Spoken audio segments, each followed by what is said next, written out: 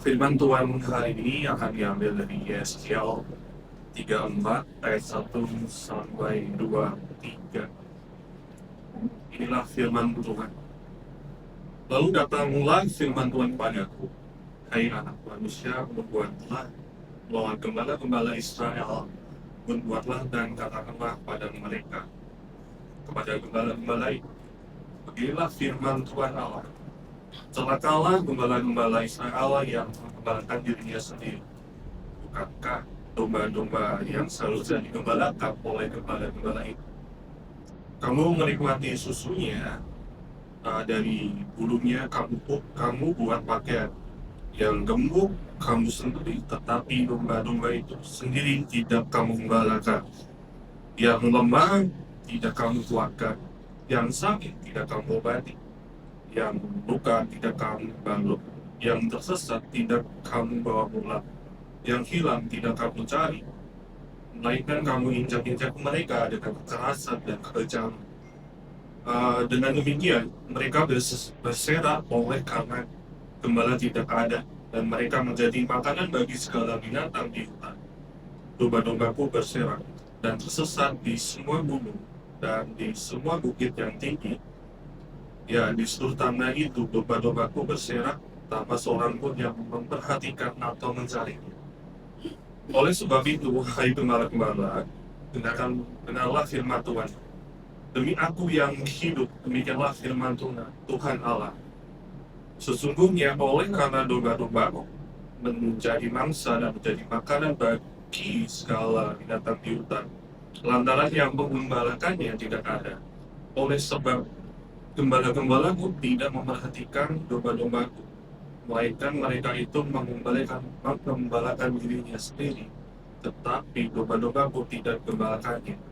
Oleh karena itu, hai gembala-gembala, dengarlah firman Tuhan. Beginilah firman Tuhan Allah. Aku sendiri akan menjadi lawan gembala-gembala itu, dan aku akan menuntun kembali domba-dombaku dari mereka, dan akan memberhentikan mereka menggembalakan domba-domba. Gembala-gembala itu tidak akan terus lagi menggembalakan dirinya sendiri. Aku akan melepaskan domba-domba dari mulut mereka sehingga tidak terus lagi menjadi makanannya. Sebab beginilah firman Tuhan Allah. Dengan sesungguhnya aku sendiri akan memperhatikan domba-domba dan akan mencarinya. Seperti seorang gembala mencari dombanya pada waktu domba itu tercerai dari kawanan dombanya. Begitulah aku akan mencari domba-dombaku, dan aku akan menyelamatkan mereka dari segala tempat mana mereka diserahkan pada hari berkabut dan hari kegelapan. Aku akan membawa mereka keluar dari tengah bangsa-bangsa dan mengumpulkan mereka dari negeri-negeri dan membawa mereka ke tanahnya. Aku akan membalakan mereka di atas gunung-gunung Israel, di alur-alur sungai, dan di semua tempat kediaman orang di tanah itu. Di padang rumput yang baik akan menggembalakan mereka, dan di atas gunung-gunung Israel yang tinggi, disitulah tempat penggembalaannya. Di sana, di tempat pengembalaan yang baik, mereka akan berbaring, dan rumput yang subur menjadi makanannya di atas gunung-gunung Israel. Aku sendiri akan mengembalakan domba-domba, dan aku membiarkan mereka berbaring. Demikianlah firman Allah. Yang hilang akan kucari, yang tersesat akan kubawa pulang, yang luka akan kubalut, yang sakit akan kutuankan, serta yang gemuk dan yang kuat akan kulindungi. Aku akan menggembalakan mereka sebagaimana seharusnya. Dan hai domba-dombaku, inilah firman Tuhan Allah. Sungguh aku akan menjadi hakim di antara domba dengan domba, dan di antara domba jantan dan kambing jantan. Apakah belum cukup bagimu bahwa kamu menghabiskan padang rumput yang terbaik? Mesti pula lah kami injak-injak padang rumput yang lain-lain dengan kaki. Belum cukup bahwa kamu minum air yang jernih? Mesti pula lah yang tinggal itu kamu galukan dengan kaki. Apakah domba-domba itu seharusnya memakan rumput yang injak-injak kakimu dan meminum air yang sudah dikeluhkan kakimu? Oleh sebab itu, Beginilah firman Allah terhadap mereka. Dengan sesungguhnya aku sendiri akan menjadi hakim di antara domba yang gebuk dan dengan domba yang tulus. Oleh karena semua yang lemah kamu desak dengan lambungmu dan bahumu serta kamu tanduk dengan tandukmu, sehingga kamu menghalau mereka keluar kanan. Maka aku akan menolong domba-dombaku supaya mereka jangan lagi menjadi mangsa, dan aku akan menjadi hakim di antara domba dengan domba. Aku akan mengangkat satu orang gembala atas mereka yang akan mengembalakan, yaitu Daud, hambaku. Dia akan mengembalakan mereka dan menjadi gembala. Demikianlah firman Tuhan.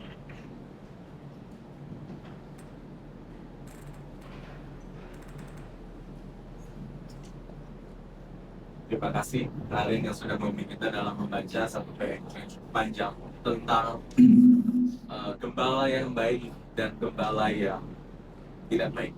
Kita berdoa untuk meminta firman Tuhan. Bapak, kami seringkali menjadi orang-orang yang merasa diri kami cukup dengan diri kami sendiri, sehingga kami merasa kami tidak memerlukan pimpinan dari mana-mana. Namun Tuhan, di dalam kebenaran Kau yang ada kepada kami hari ini, Kau mengingatkan kami betapa rentannya jiwa kami, dan kami memerlukan sosok pemimpin yang baik, seperti domba yang memerlukan gembalanya, yang dapat menuntun hati kami, menyegarkan jiwa kami, mengobati kami yang luka, dan juga memimpin kami di jalan yang benar. Tunjukkanlah kepada kami Tuhan sang gembala yang baik di dalam hati kami.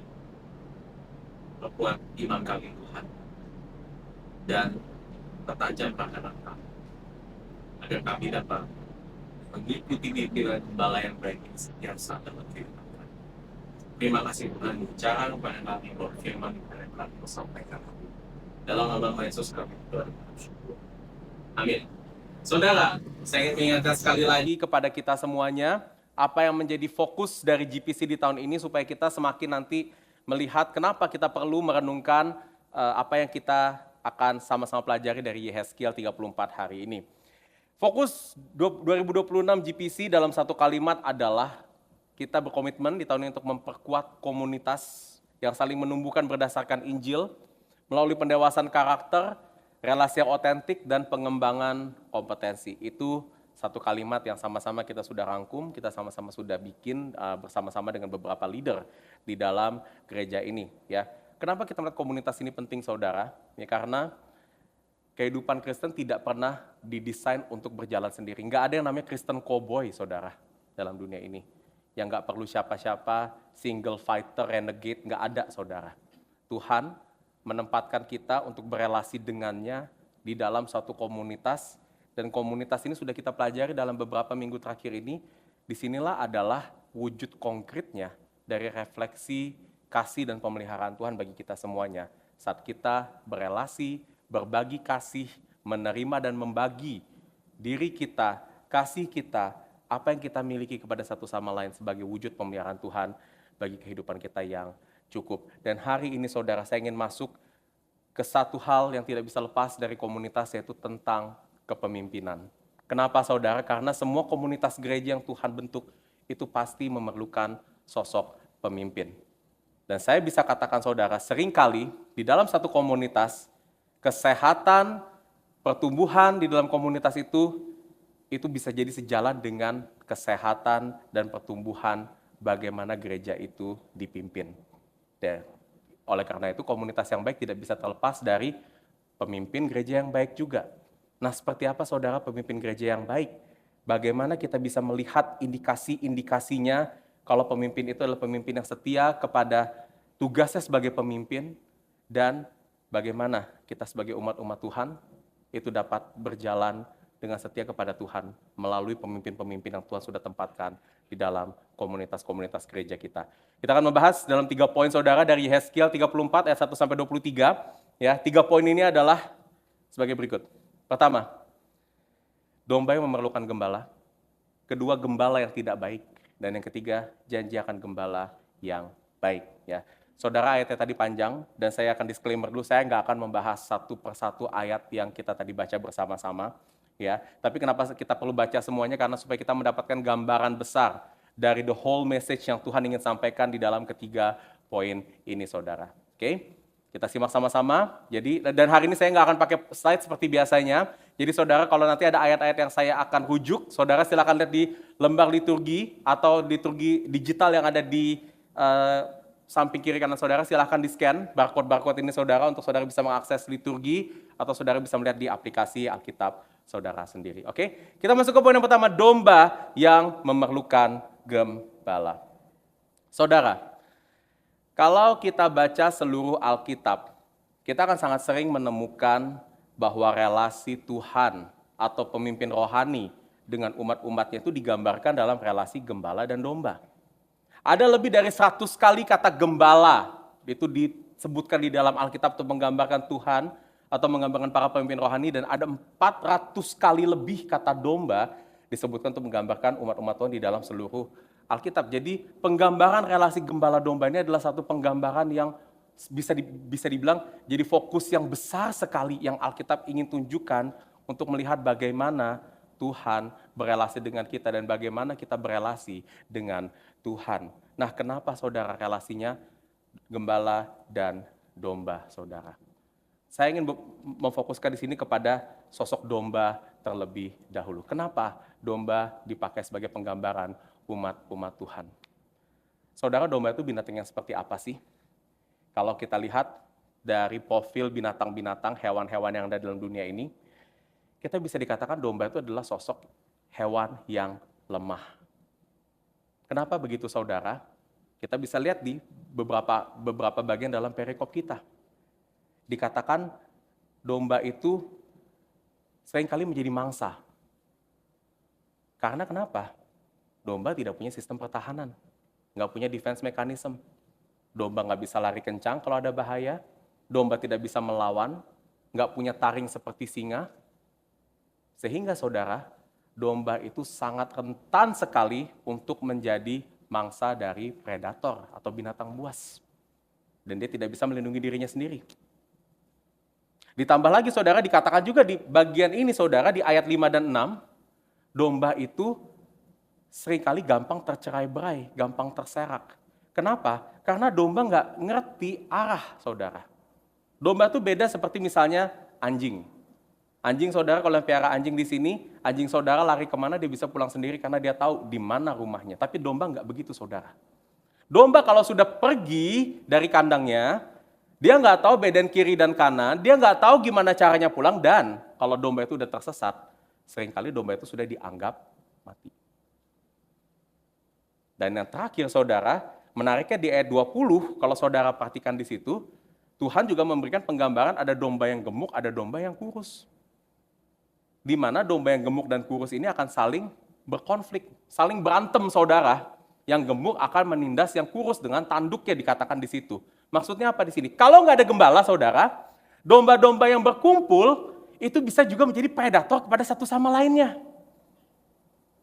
Ada yang gembala yang mungkin, ada domba yang gemuk yang kelihatannya mungkin ini lebih kuat, lebih mampu, lebih dominan saudara, akan bertindak seolah-olah dia akan menjadi pemimpin, dia akan menjadi gembala, padahal dia bukan gembala.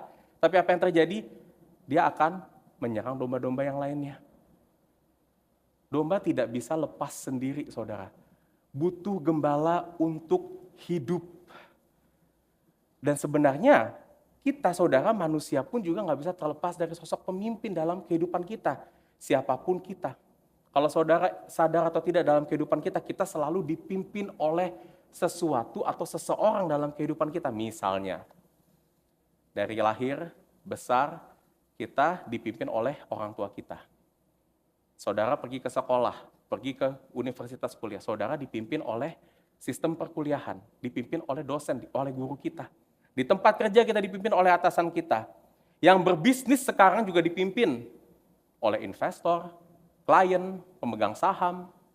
Bahkan saudara kalau pikir, saya nggak butuh pemimpin, saya bisa kok hidup sendiri tanpa ada pemimpin, aku tidak mau tunduk kepada siapapun dalam dunia ini, itu sebenarnya saudara juga lagi dipimpin. Karena pemikiran itu munculnya bukan dari ide saudara sendiri sebenarnya. Itu pemikiran yang muncul dari pemikiran di zaman pencerahan, enlightenment, filsuf-filsuf barat, Immanuel Kant, Voltaire, itu kan, yang berkata, ya manusia adalah otoritasnya diri sendiri. Dipimpin juga kita sebenarnya, saudara, oleh figur-figur atau pemikiran-pemikiran yang lain dari dalam hidup kita. Dan ini menunjukkan apa, saudara? Kita butuh pemimpin karena sebenarnya kita itu tidak sekuat yang kita pikirkan. Manusia itu lemah. Dan saudara mungkin berpikir lemahnya di mana?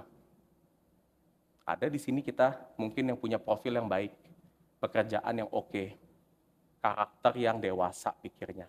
Secara Alkitab, teologi, tahu semua Alkitab, tahu banyak tentang teologi saudara. Tapi waktu kita berbicara lemah, tentunya kita tidak menyamakan diri kita seperti domba, yang fisiknya lemah, yang nggak tahu arah, bukan itu saudara ya. Tapi di sini, kita mau melihat kita itu seperti domba dalam hati kita. Hati kita, saudara, adalah hati yang sangat lemah dan sangat rentan untuk dimangsa. Hati kita adalah hati yang tidak bisa membedakan, saudara, arah dalam hidup kita. Dan hati kita cenderung, saudara, itu mau menang sendiri daripada yang lain, saudara. Dan hati kita ini lemah terutama terhadap satu predator utama dalam diri kita, yaitu dosa.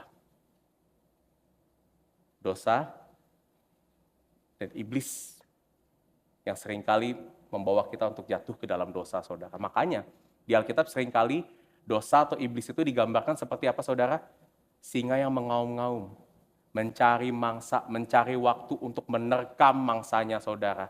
Dan seperti itulah diri kita, saudara, di tengah-tengah dunia ini, saudara.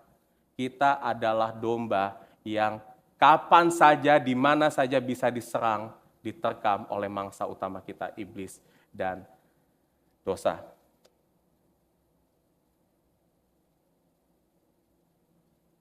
Kita lebih lemah dari apa yang kita pikirkan. Dan mungkin kita tidak menyadarinya, saudara. Saya mau nanya di sini kepada kita semua. Siapa di sini, saudara, yang sering kali nggak sadar kalau kita sebenarnya udah jatuh ke dalam dosa? Ada? Semua dari kita. Saudara di sini siapa yang berdosa rencana dulu? Saya mau berdosa. Most of the time, sering kali dalam hidup kita, saudara, kita tuh berdosa, jatuh ke dalam dosa itu nggak sadar. Kita betul-betul pikir itu bukan dosa seringkali. Dan kita mungkin baru sadar waktu kita kena konsekuensinya. Kita baru sadar mungkin kalau kita diingatkan oleh orang lain. Diingatkan oleh khotbah, diingatkan oleh teman-teman kita lagi konseling. Atau kalaupun kita sadar, saudara, kita lagi menghadapi satu dosa, digoda oleh dosa tertentu, saudara. Dan kita tahu itu salah, itu pun juga kita masih susah untuk melawannya. Karena godaannya sangat-sangat memikat hati kita sekali. Misalnya saudara, yang sederhana. Saudara mungkin lagi pergi hangout. Terus saudara lupa ngajak satu teman saudara. Dan teman saudara ini ternyata bertanya, kenapa kok kemarin pergi nggak ngajak saya gitu? Jawabannya paling enak gimana? Ngeles kan teman-teman ya, bohong. Oh iya, kita pikir kamu lagi ini segala macam. Kita tahu bohong dosa. Tapi kenapa kita bohong? Buat menghindari konflik. Dosa seksual. Kita tahu dosa seksual itu salah. Semua orang tahu. Tapi kenapa banyak sekali orang-orang Kristen yang jatuh ke dalam dosa ini, saudara? Karena kenikmatan yang ditawarkan olehnya, kenikmatan yang cepat yang ditawarkan oleh dosa seksual itu sendiri, yang seringkali sulit untuk kita tahan dalam diri kita. Saudara, kita pribadi yang sangat lemah. Itu dia seringkali aku berkata kepada kita semua yang ingin bertumbuh, kita semua yang ingin melawan dosa-dosa kita yang mungkin bergumul saat ini dengan kehidupan kita, saudara. Saya seringkali berkata seperti ini, saudara. Yes, komitmenmu untuk bertumbuh, untuk melawan dosa, untuk lepas dari pergumulan-pergumulanmu itu baik. Tapi aku tidak percaya sama kemampuan dan hatimu sendiri. Aku aja juga gak percaya, saudara, sama kemampuan dan hatiku sendiri, saudara, untuk bisa bertahan dari mangsa-mangsa predator-predator itu, saudara. Dan untuk itulah, saudara, kenapa Tuhan menempatkan gembala dalam kehidupan kita. Gembala secara spiritual, gembala yang akan memimpin hati kita. Karena jika tidak ada gembala, saudara, kita pasti akan tersesat dan mati, saudara. Dan oleh sebab itu, saudara, hari ini, kalau saudara masih merasa skeptis, masih merasa tidak memerlukan tertanam di dalam suatu gereja lokal yang digembalakan oleh pemimpin gereja, saudara masih mungkin di sini melihat saudara bisa hidup sendiri sebagai orang Kristen, bisa melawan cobaan-cobaan di sekitar saudara, bisa hidup kudus sendiri, saudara. Saya ini pikirkan ulang, saudara. Kita bukan macan, kita bukan anjing, kita domba yang lemah, yang tidak bisa hidup tanpa pimpinan gembalanya. Tapi masalahnya, kita banyak melihat gembala-gembala yang tidak baik di dalam gereja-gereja Tuhan. Dan ini juga menjadi pokok utama dari apa yang Yehezkiel tuliskan di sini, saudara. Adanya gembala-gembala yang tidak baik, yang mungkin seringkali terlihat seperti pemangsa juga bagi domba-dombanya. Seperti apa, saudara, gembala yang tidak baik ini, dan bagaimana, saudara, kita bisa mengidentifikasinya dan kita bisa dengan bijak untuk menyikapi gembala-gembala yang tidak baik ini. Kita masuk ke poin yang kedua, gembala yang tidak baik, saudara. Nah, saudara, mungkin kalau saudara melihat di Alkitab kita tentang gembala dan domba di banyak bagian Alkitab itu seringkali digambarkannya dengan positif. Mazmur 23 misalnya, Yohanes pasal 10 yang tadi dibacakan di liturgi kita, saudara. Itu gembala digambarkan sebagai gembala yang baik, gembala yang positif, saudara. Tetapi waktu kita lihat di Yehezkiel 34 ini, gembala yang digambarkan di sini justru kebalikannya. Digambarkan sebagai sosok antagonis di sini, sosok yang jahat. Bahkan di sini Tuhan marah kepada gembala-gembala ini, saudara. Nah, untuk memahami perikop ini lebih dalam, saya akan berikan sedikit konteks dari ayat ini, saudara ya. Jadi, saudara, firman Tuhan ini diberitakan oleh Nabi Yehezkiel kepada bangsa Israel yang pada saat itu ada di dalam pembuangan. Bangsa Israel pada saat itu sudah kehilangan kerajaannya, saudara. Karena dosa mereka begitu besar, mereka telah melanggar perintah Tuhan. Jadi Tuhan mengirimkan bangsa Babylon untuk membinasakan mereka. Mereka dibuang menjadi tawanan dan mereka hidupnya tersebar kemana-mana, saudara. Nah, memang ini adalah konsekuensi dari ketidaktaatan Israel. Mereka akhirnya menjadi tawanan, saudara. Tetapi Tuhan sebenarnya tetap setia kepada mereka. Tuhan tetap memberikan gembala-gembala untuk memimpin hidup mereka. Tetapi masalahnya, saudara, gembala-gembala ini malah mempersulit atau abuse kehidupan dari domba-dombanya. Mereka tidak bertanggung jawab, saudara. Dan kalau saudara perhatikan, mereka tidak bertanggung jawab di sini dalam dua aspek, saudara. Saya ingin jelaskan satu persatu, saudara. Dua aspek di mana gembala-gembala ini tidak menjadi gembala yang baik, saudara. Yang pertama, kita lihat di ayat 4 di situ dikatakan, gembala-gembala ini yang lemah tidak kamu kuatkan, yang sakit tidak kamu obati, yang luka tidak kamu balut, yang tersesat tidak kamu bawa pulang, yang hilang tidak kamu cari, melainkan kamu injak-injak mereka dengan kekerasan, saudara. Saya bisa simpulkan di sini, gembala-gembala ini, saudara, tidak menjalankan tugas mereka yang seharusnya. Tugas utama gembala apa, saudara? Kasih makan, menguatkan yang lemah, mengobati yang luka, mencari domba yang hilang dan bawa kembali mereka pulang. Tapi gembala-gembala ini nggak menjalankan tugasnya dengan baik. Sekarang, saudara, kita bisa lihat gembala-gembala ini mungkin dalam pendeta, pemimpin rohani dalam satu gereja yang tidak melakukan tugas utama mereka dengan baik dan bertanggung jawab. Apakah itu tidak memberitakan firman dengan benar? tidak mengajak umat jemaat-jemaatnya untuk hidup menurut firman Tuhan.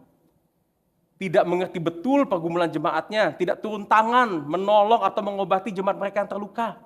Tidak menjalankan disiplin rohani untuk memulihkan jemaat mereka yang berdosa, saudara. Dan mungkin saudara, seringkali gembala-gembala yang tidak menjalankan tugasnya dengan baik ini, itu sebetulnya tidak punya niat atau hati yang buruk seringkali. Namun, seringkali saudara yang terjadi, pendeta atau pemimpin rohani dalam satu gereja tidak melakukan tugas penggembalaannya dengan baik karena mereka mungkin sibuk dengan urusan-urusan yang lain. Seperti misalnya, jadi penyelenggara event di gereja bertindak seperti I.O. Urusan administrasi logistik gereja, back office gereja yang banyak, saudara. Saya bilang hal-hal itu bukan yang nggak perlu, saudara. Ya, hamba Tuhan juga harus turun tangan untuk mengatur hal-hal tersebut. Kita perlu juga ya program-program seperti tadi ada seminar couples, Bible study, saudara. Kita perlu untuk ngaturin logistiknya juga. Tetapi saudara, ingat itu bukan tugas utama seorang gembala. Dan kadang kalau mereka terlalu sibuk mengurus hal-hal seperti itu, sampai mereka nggak punya lagi cukup waktu buat mereka mengajar, mempersiapkan khotbah mereka dengan baik, bisa meluangkan waktu dengan jemaat-jemaatnya. Dan seringkali saudara jadinya pendeta ini salah prioritas. Mereka tidak melakukan tugasnya dengan baik, saudara, karena mungkin itu adalah kondisi atau tekanan yang dia rasakan di dalam komunitas gereja sendiri. Oleh karena itu saudara, agar pemimpin-pemimpin rohani kita, pendeta-pendeta kita bisa melakukan tugasnya dengan baik, saudara, kita kasih ruang yuk ke mereka, untuk mereka bisa belajar, mereka bisa mempersiapkan makanan rohani kita, firman Tuhan dengan baik, melayani jemaat, dekat hidupnya kepada jemaat, saudara. Dan bagi pendeta-pendeta ini juga non-negotiable untuk kita bertekun dalam pengajaran, untuk kita dekat dengan jemaat kita, saudara. Ada satu penulis, saya lupa siapa, berbicara seperti ini, saudara. Gembala yang baik itu akan tercium aroma dari domba-dombanya. Maksudnya apa? Gembala yang baik itu hidupnya akan dekat, bahkan menempel dengan jemaat-jemaatnya, dengan domba-dombanya, sampai aroma domba-dombanya itu melekat di dalam badannya sendiri, saudara. Dan inilah gembala yang tidak baik di Yehezkiel 34 adalah mereka yang tidak melakukan tugasnya dengan baik. Dan ada aspek kedua yang sebenarnya sangat berbahaya, atau ini bahkan lebih berbahaya dari yang pertama, saudara, yaitu ketika mereka melakukan apa yang seharusnya tidak mereka lakukan. Kalau tadi mereka tidak melakukan yang mereka harusnya lakukan, yang aspek kedua ini mereka melakukan apa yang seharusnya mereka lakukan. Nah, apa saudara yang mereka lakukan yang seharusnya mereka tidak lakukan? Apa ini? Di ayat 2 dikatakan mereka jadinya menggembalakan dirinya sendiri, dikatakan di situ. Di ayat 3 dibilang kamu menikmati susu dari domba-domba yang mereka gembalakan. Bulunya mereka dijadikan pakaian, yang gemuk disembelih untuk jadi makanan mereka. Tidak digembalakan. Gembala-gembala ini abuse domba-domba mereka untuk kenikmatan dan keuntungan pribadi mereka. Gembala-gembala ini ironisnya bertindak seperti predator, saudara. Gereja yang seharusnya menjadi tempat perlindungan bagi domba-domba Tuhan, gereja yang seharusnya menjadi tempat istirahat bagi domba-domba Tuhan, malah gereja menjadi kandang binatang buas, saudara, bagi jemaat-jemaat Tuhan, saudara. Saat ini kita mungkin sudah sering mendengar banyak kasus seperti ini di gereja-gereja, di mana ada pendeta, pemimpinnya, memanfaatkan jemaat-jemaat, apakah itu uang mereka, talenta mereka, pengaruh mereka, untuk memperkaya diri, meninggikan pendeta itu sendiri, saudara. Dan saya harus katakan, saudara, sangat mudah melakukan ini dalam konteks budaya kita di Indonesia. Karena kenapa? Budaya kita seringkali, dalam tanda kutip, menuakan atau mengkultuskan sosok-sosok tertentu. Apalagi dalam hal spiritualitas, saudara. Orang yang dipandang itu, wah, rohaninya tinggi, saudara. Orang yang dipandang punya otoritas di dalam agama, saudara. Itu dipikirkan dekat sama Tuhan, dan oleh sebab itu, saudara, apa? Banyak orang berpikir perkataan pemimpin agama itu punya bobot yang besar. Gak boleh digugat, saudara. Perkataannya itu kita gak boleh gak setuju. Ada rasa hormat dan respek yang seolah kita wajib berikan kepada sosok-sosok seperti ini. Dan aku berbicara bukan pribadi tertentu, ini kita berbicara tentang budaya, saudara.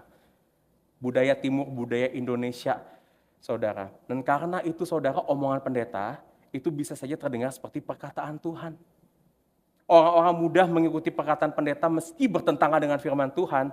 Dan disinilah kekuasaan, pemimpin rohani, pendeta dalam suatu gereja terutama, seringkali di-abuse karena budaya kita secara tidak langsung mendukung itu, saudara.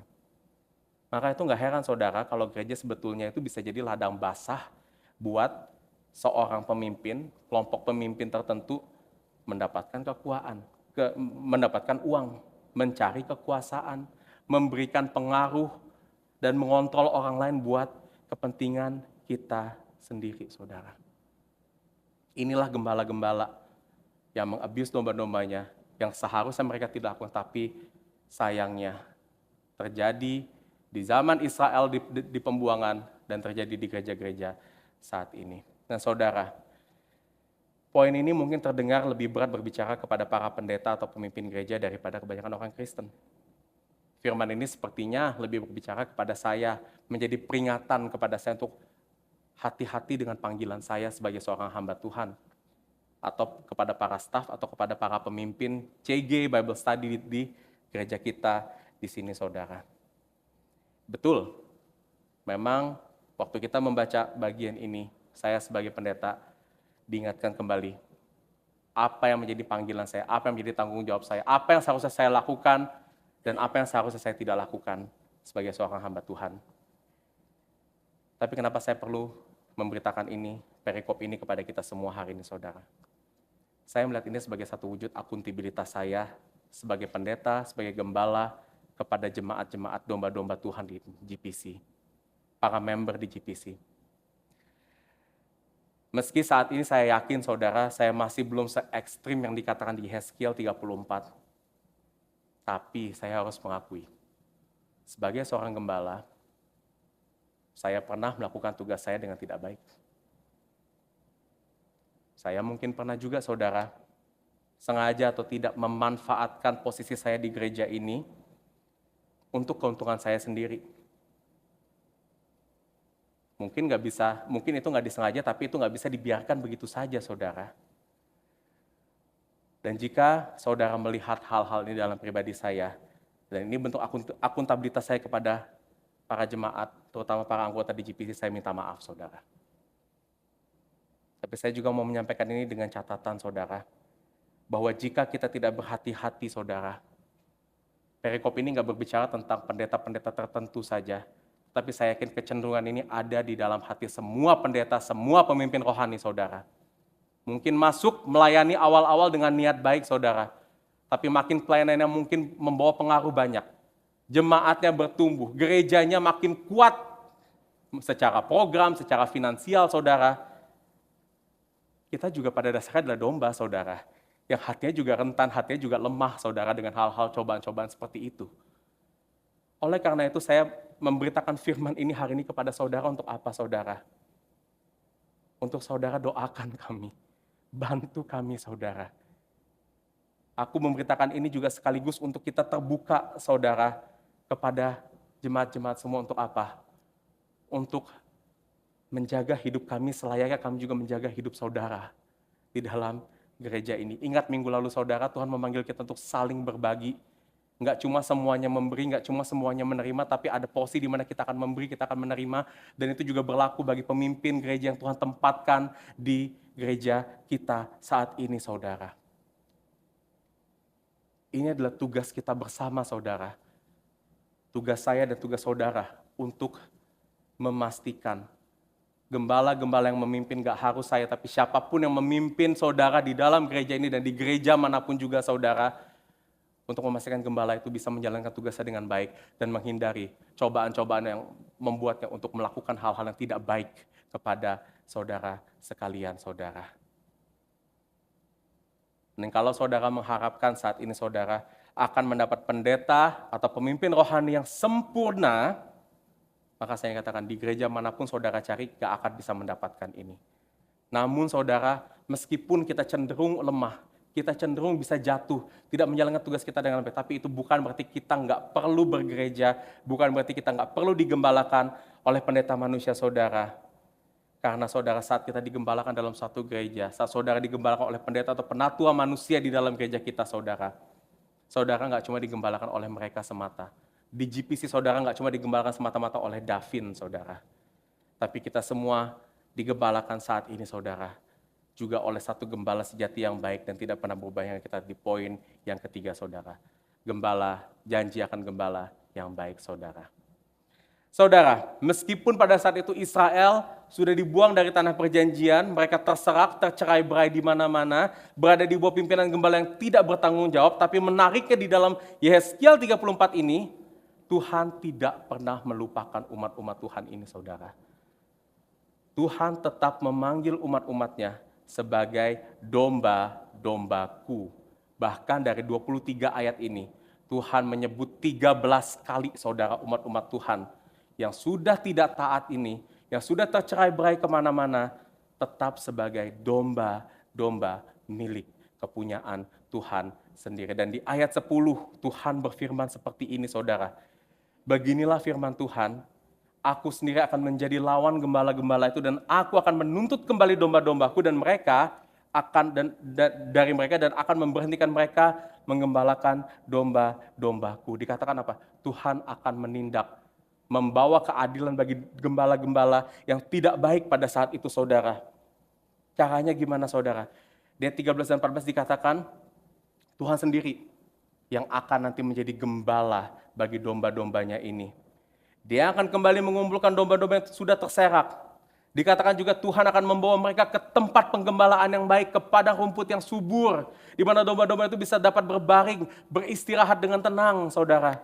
Dan di ayat 15 dan 16 dikatakan, aku sendiri akan mengembalakan domba-dombaku dan aku akan membiarkan mereka berbaring. Demikianlah firman Tuhan Allah, yang hilang akan kucari, yang tersesat akan kubawa pulang, yang luka akan kubalut, yang sakit akan kukuatkan, yang gemuk dan yang kuat akan kulindungi. Aku akan menggembalakan mereka sebagaimana seharusnya. Tuhan akan menjalankan tugas penggembalaan yang gagal dijalankan oleh gembala-gembala yang jahat itu saudara. Dan ini adalah janji Tuhan bukan hanya kepada bangsa Israel dalam pembuangan, tetapi kita semua saat ini yang sedang menunggu janji pemuliaan Tuhan. Saat ini saudara di dalam gereja Tuhan. Dan pertanyaannya bagaimana Tuhan menyatakan dirinya sebagai gembala kepada kita semuanya. Kita lihat di ayat terakhir dalam perikop ini ayat 23. Dikatakan di sini, aku akan mengangkat satu orang gembala atas mereka yang akan menggembalakannya, yaitu Daud, hambaku. Dia akan menggembalakan mereka dan menjadi gembalanya. Tuhan berkata, gembala yang baik ini, dia akan menjadi gembala yang baik bagi umat-umatnya melalui Daud. Tapi saudara, kalau saudara ada di zaman Yehezkiel memberikan firman ini pertama kali, ya ribuan tahun yang lalu, orang-orang Israel pasti akan bingung mendengar firman ini saudara. Kenapa? Karena sosok Daud itu adalah sosok yang sudah tidak ada pada saat itu. Daud itu memang raja Israel, tapi dia raja Israel yang memerintah kurang lebih 400 tahun sebelum firman ini diberitakan Daud sudah mati, Daud yang mereka pikirkan saudara. Tapi Tuhan bilang dia akan memberikan Daud menjadi gembala mereka. Siapa Daud yang dimaksudkan di sini saudara? Daud yang Tuhan janjikan di sini bukan Raja Daud yang sudah mati akan bangkit lagi, bukan dia saudara. Tetapi Tuhan berbicara tentang seorang keturunan Daud yang menyatakan dirinya sebagai akulah gembala yang baik. Yang tadi kita baca dalam berita anugerah kita di Yohanes 10. Dan dia adalah Tuhan Yesus, Sang Gembala yang baik, yang Tuhan janjikan kepada kita sekarang. Yesus adalah gembala yang baik, karena dia menjalankan tugas penggembalaannya dengan baik, dengan ia mencari domba yang hilang sampai ketemu, dia mencari domba yang tersesat, dan dia bawa pulang kembali untuk berbaring di padang rumput yang hijau. Dan Yesus terlebih adalah gembala yang baik. Kenapa saudara? Karena dia tidak hanya memberikan kemampuan dia yang terbaik, tapi di Yohanes 10 dikatakan, dia adalah gembala yang baik, yang memberikan nyawanya bagi domba-dombanya. Dan ini dilakukan saudara supaya apa? Supaya ketika kita bertemu predator-predator yang akan memangsa hidup kita, dosa yang ingin menjatuhkan kita saudara, Kristus gembala yang berdiri di depan kita, dia bertarung lawannya, bahkan dia rela mati supaya kita tidak mati sekarang saudara. Yesus datang ke dalam dunia ini mencari kita, dengan memberikan nyawanya menggantikan kita, menanggung predator utama kita yaitu dosa kita saudara, supaya saat ini saudara, hati kita yang rentan, lemah, dan rapuh ini terjaga oleh kasih dan kekuatan Kristus. Dan sekarang janji gembala yang baik ini sudah ada di dalam hati kita. Dia sedang mengembalakan kita domba-dombanya menuju pada rumput yang hijau agar kita bisa berbaring dan beristirahat dengan tenang sekarang. Dan memang sekarang saudara, perjalanan kita ke sana itu masih akan menemukan kehidupan yang tidak pasti, musim-musim kehidupan yang sulit saudara, predator-predator masih akan menyerang kita saudara. Tapi satu hal, karena gembala yang baik ini sudah mati bagi kita dan terus berjalan di depan kita saat ini, ada di dalam hidup kita, kita nggak perlu takut sekarang saudara. Kristus yang sudah memberikan nyawanya pasti akan memberikan makanan rohani yang cukup buat kita. Yesus yang juga yang sudah mati bagi kita, dia akan menjaga kita, melindungi dari predator-predator, apakah itu dari luar kita, apakah dari dalam kita. Predator yang kita akan hadapi dari luar gereja ini ataupun di dalam gereja ini saudara. Dan Yesus juga akan senantiasa mengobati hati kita yang terluka dan menguatkan kita yang lemah. Pertanyaan terakhir saudara dalam firman Tuhan hari ini, khotbah hari ini. Kalau Yesus sudah ada di dalam hati kita, menggembalakan kita saat ini dengan baik, kenapa sekarang kita masih perlu gembala-gembala manusia? Kenapa saudara masih perlu pendeta, masih perlu penatua, pemimpin-pemimpin rohani, orang-orang yang tidak sempurna ini di sekitar kita saudara? Karena disinilah perpanjangan tangan Tuhan tetap terjadi saudara. Melalui pimpinan, gembala-gembala manusia, pendeta-pendeta yang akan mengingatkan kita secara langsung dan jelas tentang Kristus sang gembala kita, yang akan memimpin kita secara konkret saudara dalam kebenaran dan kasih saudara. Yang memang gembala-gembala ini nggak sempurna, dan sampai kapanpun nggak akan sempurna. Pasti akan membuat kesalahan, pasti bisa mengecewakan kita saudara, tapi ingat, sama seperti Kristus sudah mati bagi domba-dombanya, Kristus juga sudah mati bagi gembala-gembala ini juga saudara. Kita juga adalah domba-domba Kristus. Dan percayalah saudara, sama seperti Kristus akan memimpin, membimbing hati saudara sebagai domba-dombanya, Kristus juga pasti akan membentuk kehidupan gembala-gembala saudara untuk juga bisa memimpin dengan lebih dan lebih baik lagi saudara. Dan saya berdoa saudara, melalui firman hari ini, kita dapat melihat kepemimpinan di dalam gereja dengan baik dan jelas. Kita bisa melihat, menilai, dan menjaga gembala-gembala kita saudara, dan berpegang teguh kepada gembala utama kita, Tuhan Yesus Kristus. Mari kita berdoa.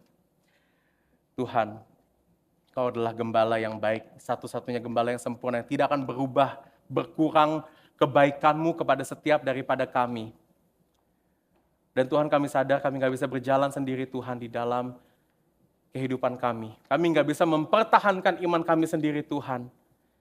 Daging kami lemah, hati kami sangat mudah sekali tertipu, dipikat oleh berbagai macam pencobaan-pencobaan yang tidak berkenan di mata Tuhan.